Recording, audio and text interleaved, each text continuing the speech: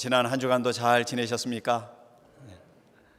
한 주간 이런저런 많은 일이 있었겠지만 우리가 믿는 것은 주님이 나를 사랑하신다는 것입니다. 주님의 그 사랑을 믿으시면 아멘 합시다. 아멘. 오늘은 읽으신 이 마태복음 20장 이 말씀 속에 인자가 오는 것은 주님이 말씀하신 그 제목으로 말씀을 드리겠습니다. 예수님의 제자들 중에 세베대의 아들들이 있었는데 20절에 보면은 그 세베대의 아들들의 어머니와 이 두 아들들이 이제 예수께 와서 절하며 무엇을 구합니다. 예수께서 무엇을 원하느냐 이렇게 물으시니까 이 두 아들을 둔 어머니 말씀에 나의 이 두 아들을 주의 나라에서 하나는 주의 우편에 하나는 주의 좌편에 앉게 명하소서 이렇게 부탁을 합니다. 이제는 그 일행들이 예루살렘을 향하여 이제 들어갈 때가 되었습니다. 예루살렘으로 올라가려고 하는데 그곳에 들어가면은 무언가 큰 변화를 기대를 하고 있는 것입니다. 예수께 와서 이런 부탁을 할 정도면은 그만큼 그동안에 가까이 지내왔구나 우리가 그렇게 생각을 할 수 있습니다. 그리고 열심히 수고를 했구나, 섬기고 많은 헌신을 했다 이렇게 생각할 수 있습니다. 또 이분들이 예수님과 인간적으로 인척 관계에 있다는 말도 있으니까 남다른 그런 가까운 거리인 게 사실입니다. 지난 시간 동안 열심히 주님을 따라왔고 그 노력과 헌신이 남달랐을 것이다 이렇게 우리가 볼 수 있습니다. 또 세베대의 가족의 입장에서 보면은 그렇게 수고를 많이 했으니까 이제는 그 수고에 대한 보답이 기대가 되는 것입니다. 그런데 문제는 예수께서는 그렇게 같은 생각을 갖고 있지 않으시다. 이것이 문제입니다. 예수 그리스도와 그분들의 그 목표가 조금 달라요. 그래서 예수께서 묻습니다. 너희는 22절에 보면 너희는 너희가 구하는 것을 알지 못하는도다. 내가 마시려는 잔을 너희가 마실 수 있느냐? 예, 할 수 있습니다. 너희가 과연 내 잔을 마시려니와 내 좌우편에 앉는 것은 내가 정할 것이 아니고 내 아버지께서 누구를 위하여 예비하셨든지 그들이 이제 얻을 것이다. 예수께서 이렇게 말씀합니다. 그러니까 예수님의 말씀을 보면은 이것이 너희가 무엇이 잘못되었다 이렇게 책망을 하고 싶은 것이 아니고 이분들의 그 질문과 부탁을 무시하거나 외면하고 싶어 하는 것은 아닙니다. 다만 주님께서는 이 가정의 어머니와 그 그들이 갖고 있는 생각, 그것이 예수님의 마음을 지금 이해하고 있는가 이것을 좀 설명해 주고 싶은 거예요. 물론 그분들이 주님 말씀에 내가 마시려는 잔을 너희가 마실 수 있느냐 이 물음에 대해서는 이해를 하겠죠. 왜냐하면 예루살렘이라는 곳이 이만저만 험한 곳이 아니라는 것을 알기 때문에 그 안에 분위기도 그 안에 공기도 다들 알고 있습니다. 그러니까 어느 정도까지는 어려움은 내가 각오를 한다. 예수께서 그 모든 어려움을 이겨내고 가서 그 성을 완전히 이제 거머쥐기까지는 어려움을 내가 함께하고 고난의 잔 내가 마시겠습니다. 이런 생각이 그분들에게 있었던 것 같습니다. 그러나 주님이 하시는 이 말씀을 보면은 내 좌우편에 앉는다 이 문제에 대해서 예수께서 다르게 이렇게 설명을 해 주십니다. 25절 이방인의 집권자들이 그들을 임의로 주관하고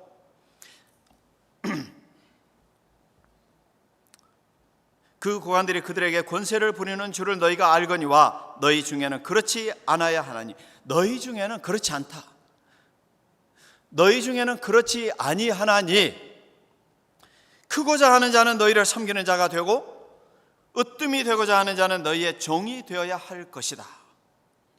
우리가 이제 이런 말씀을 읽으면서 궁금한 점이 생깁니다. 왜냐하면 그동안 여러 시간 동안 오랜 그래도 몇 해를 같이 다녔는데 이 제자들과 주변 사람들이 예수께서 그동안 반복해서 십자가 고난에 대해서 말씀을 하셨는데 그분들이 얼마나 예수님의 말씀을 마음에 받아들였고 이해를 하고 있는지, 주님의 길이 어떤 길인가를 이해를 하고 있는가가 궁금해집니다. 물론 우리는 이 말씀을 다 수십 번 수백 번 읽고 듣고 외우고 이렇게 해왔었기 때문에 다 알고는 있지만 정작 그분들의 생각은 어땠을까 궁금해지죠.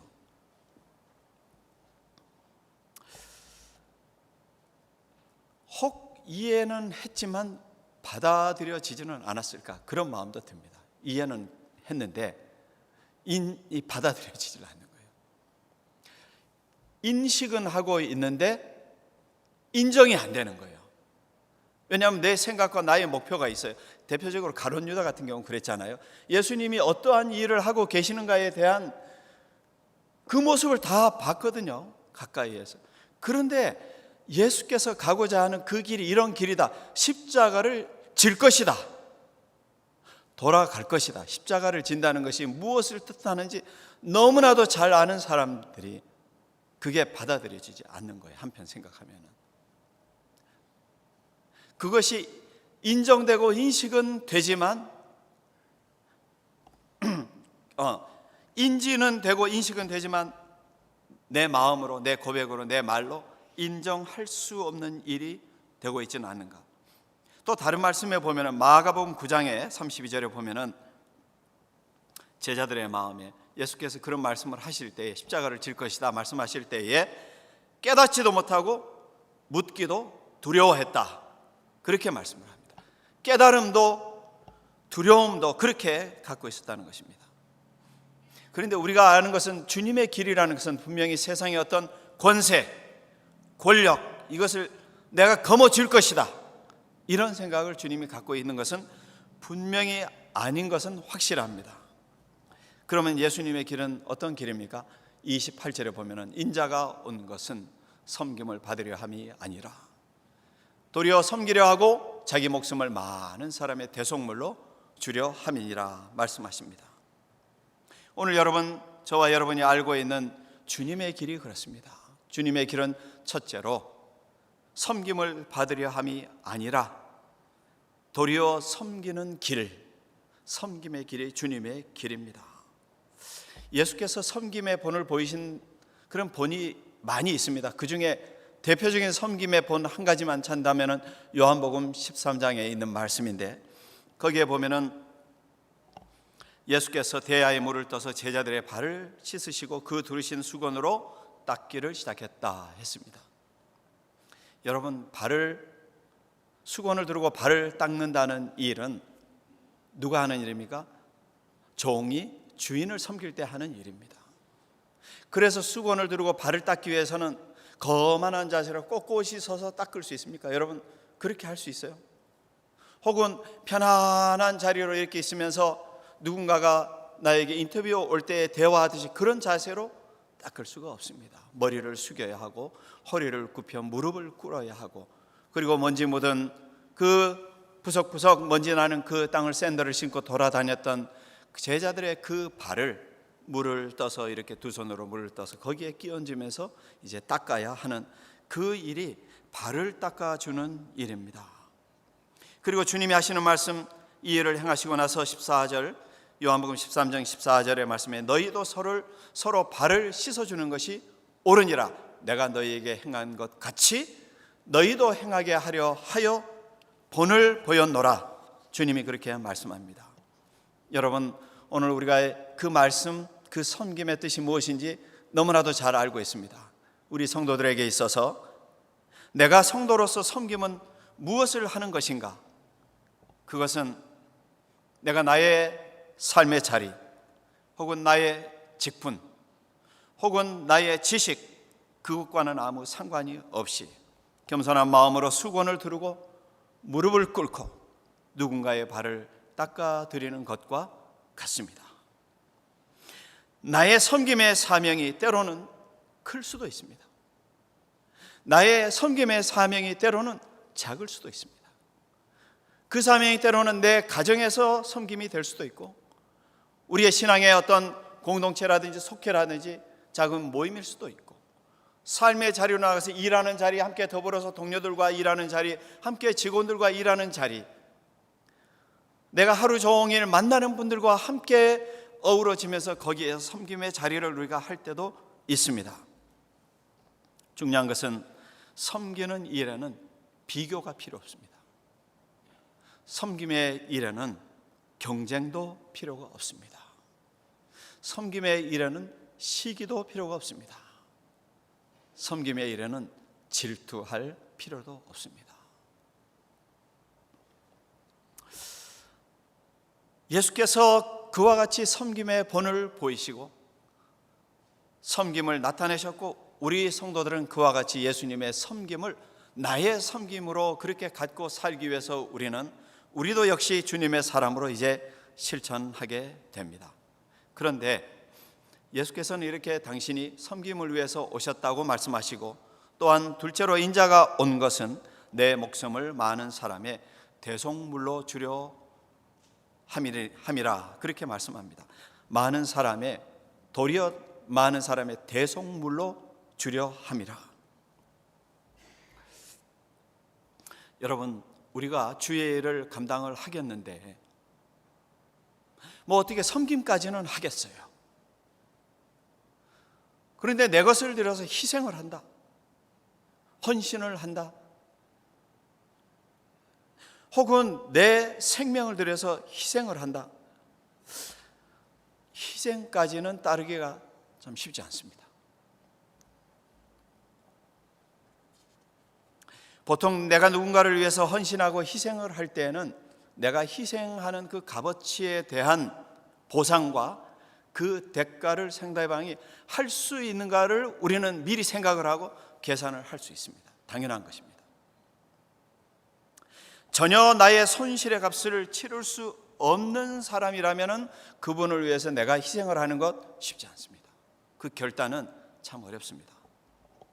하지만 그럼에도 불구하고 나의 귀한 것을 들여서 헌신하고 희생하였다면 이것은 분명히 그 누군가를 위해서, 내가 희생하는 그 누군가를 위한 그분에게 있어서는 이것은 전적으로 은혜입니다. 은혜.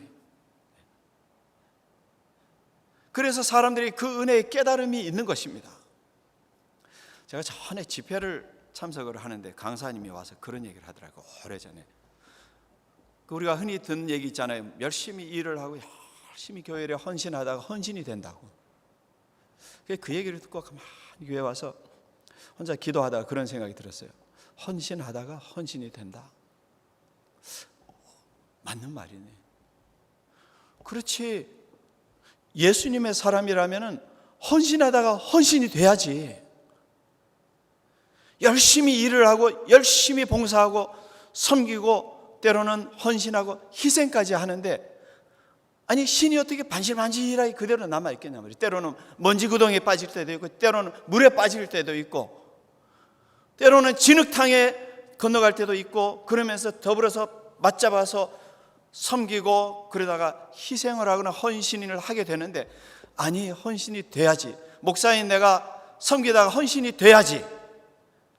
하나님 앞에 섰을 때에 세신 반짝반짝 거리면서 내가 주님 앞에 왔습니다 그러면 착하고 충성된 종아 그러겠습니까? 무엇하다 그렇게 반질반질하게 그렇게 있다가 왔냐? 섬김을 다 받고 왔느냐? 나는 십자가를 지고 고난을 받는데 너는 도대체 뭐하고 그렇게 받아먹다가 왔느냐? 주님이 그러지 않겠어요?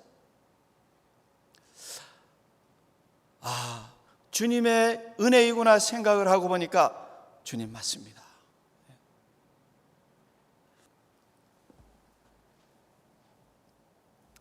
어렵고 쉽지 않은 일임에도 불구하고 사람이 섬기는 일은 정말 은혜입니다. 그 섬김과 희생의 일은 은혜를 동반합니다. 여러분, 보통 사람들이 누군가를 위해서 희생하며 누군가를 위해서 섬기며, 그래서 그 대상은 그것을 나중에야 때로는 그 순간 깨닫고 이것은 은혜입니다 이렇게 생각할 때가 있습니다. 일방적인 사랑과 섬김과 헌신과 희생이 있을 때 받는 사람에게는 깨달았을 때는 그것은 은혜이죠, 분명히. 저도 노래를 좋아하는데 한국의 가수가 부르는 노래 중에 가족사진 하는 노래가 있습니다. 가족사진. 그 가족사진 노래 가사말이 그런 말이 있습니다. 나를 꽃 피우기 위해 거름이 되어 버렸던, 그 가사말이 있습니다. 여러분 그런 노래 좋아하시는 분은 그 가사말이에요. 김진호 씨가 부른 노래인데요. 그게 무슨 말이냐면, 이제 먼저 하나님 앞에 가신 아빠를 생각하면서 이제 노래를 짓는데, 그 부모님의 사랑을 생각하니까 나를 꽃 피우기 위해서 거름이 되어 주신 것을 이 몸소 느끼는 거예요. 그 사랑을 마음에 사무치도록 느껴지는 거예요. 부모님의 은혜, 이것이 막 깨달아지는 거예요. 나를 꽃 피우기 위해서 거름이 되어 주셨다는 거예요. 여러분, 우리 성도님들 자녀들을 보면은요, 우리 대개 이민 가정에 성도님들의 가정의 자녀들을 보면 참 착하고 열심히 공부하고 성장하는 자녀들이 많습니다. 대부분 그 자녀들이 성장하면서 무엇이라고 고백할까요? 내 부모님들이 열심히 노력하고 수고하고 땀 흘리고 헌신하고, 그래서 나를 위해서 이렇게 헌신해 주신, 정말 나의 삶이 이렇게 꽃 피우기까지 거기에 나를 위해서 거름이 되어 주신 부모님의 그 사랑을 내가 어떻게 잊어버리냐고. 그래서 열심히 공부했습니다. 열심히 노력했습니다. 그 사랑을, 내가 그 은혜를 너무 알기 때문에 도저히 내가 나의 욕심과 나의 어떤 다른 길로 갈 수가 없었습니다. 이런 고백들이 여러분 다음 세대 자녀들의 고백이 아니겠어요? 은혜입니다. 우리가 믿는 예수님은 여러분 인자로 오셔서 섬기고 희생하신 그 길을 우리에게 몸소 보여주셨습니다. 그래서 은혜입니다. 예수님이 우리들의 힘이 부족함에도 불구하고, 죄가 있음에도 불구하고 주님은 우리를 위해서 십자가에 달려 죽으시고 거기에서 우리를 구원해 주셨습니다. 대속해 주셨습니다. 대속물이 되어 주셨습니다. 그래서 여러분, 우리가 모이는 이 신앙의 공동체 예배하는 이 자리에 있는 우리들, 이 예배당에 있는 우리들은요, 교회는 그래서 사람들이 뭐라고 부르냐면 죄인들의 공동체라고 부릅니다. 교회는 죄인들의 공동체다. 왜? 죄가 있음에도 불구하고 주님이 대속물이 되셔서 우리를 구원해 주신 구원의 은혜를 받아야 하는 죄인들의 공동체입니다. 한편 생각하면 또 다르게 하는 말은 무엇입니까? 교회는 의인들의 공동체라고 부릅니다. 왜요? 대속물이 되어주신 예수께서 십자가에 달려 죽으시고 우리를 구원해 주시고 하나님의 그 의로움으로 우리를 죄가 없다 선언하셨기 때문에 우리는 모든 죄 사함을 통해서 하나님의 의로움을 받아서 그것을 우리가 믿음으로 주님 감사합니다. 그 은혜로 내가 구원받았습니다. 고백하는 이 고백에 있는 성도들은 의인들의 공동체가 되는 것입니다.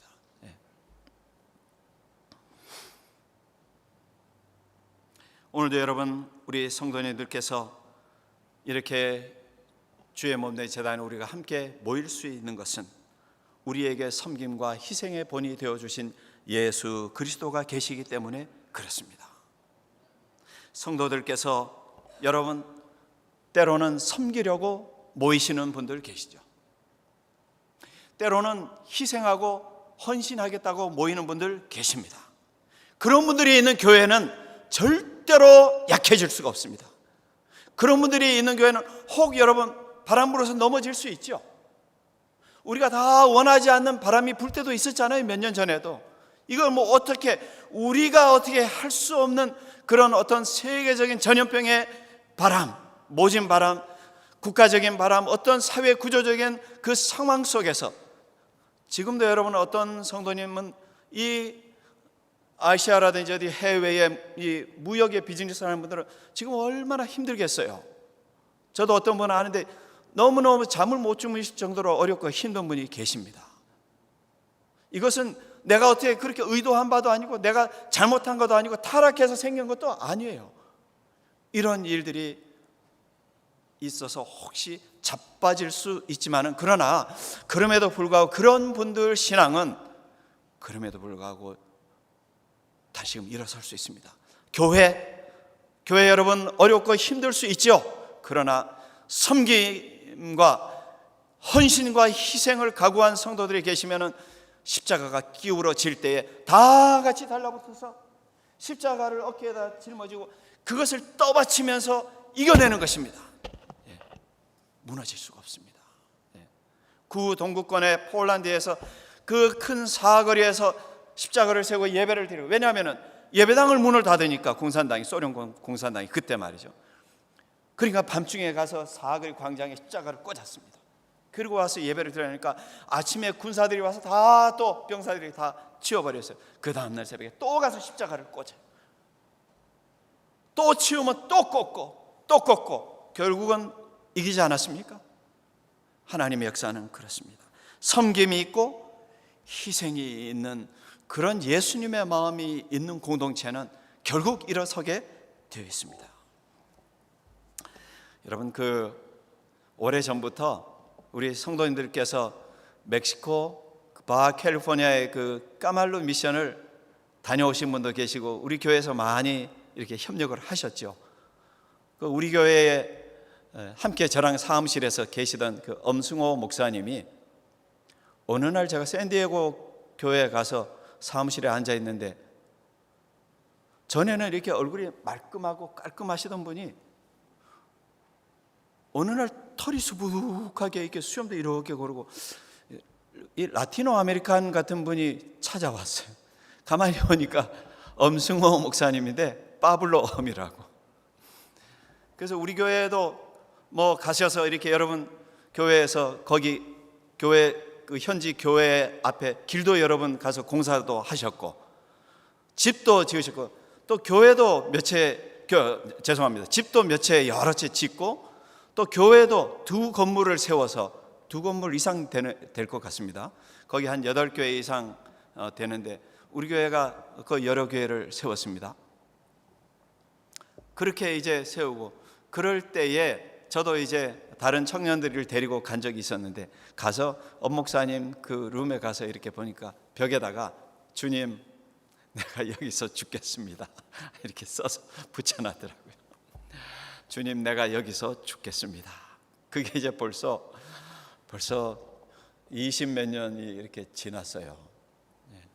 몇 년 전에 이동 중에 스트로크가 와가지고 이 엄 목사님이 참 곤란한 상황에서 멕시코 현지 바캘리포니아는 멕시코에서도 완전히 변두리 지역이니까 24시간 만에 이제 이동을 해가지고 수술을 받았는데, 지금은 그래도 참 다행인 것은 지금은 그래도 좀 운전도 좀 하고 대화도 가능하고 또 와서 간증도 하고 이렇게 할 정도로 회복이 됐습니다. 지금 처음에는 정말 아무도 협력자가 없던 그곳에 그렇게 8개 교회 이상 되는 그 지역의 교회들의 현지에서 성장한 2 자매가 목사님이 됐습니다. 감리교회 목사가 됐는데, 자매들 한국 서울 감리교 신학대학으로 유학을 보내서 거기에서 공부를 마치고 감리교회 목사로 목사 안수를, 해외 연회에서 목사 안수를 받고 그리 섬깁니다. 얼마나 감사한지. 그래서 내가 여기서 죽겠습니다 하는 그런 그 각오를 하고 거기에서 열심히 선교하시는, 지금 은퇴를 하셔야 되는데, 물론 아직까지 은퇴를 하는 것보다는 조금 더 교회와의 현지 선교 현지와의 연결을 좀 더 해야 되기 때문에 아직 그렇게 섬기고 있는데, 하나님께서 그런 섬김을, 그런 희생을 통해서 하나님께서 많은 결실을 그렇게 거두게 하신다고 저는 믿습니다.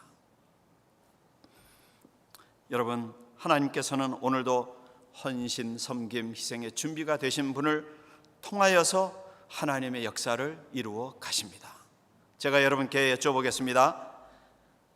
첫째는, 우리가 믿는 예수께서는 남들의 섬김을 통해서 내가 섬김을 받겠다고 생각하는 분이십니까?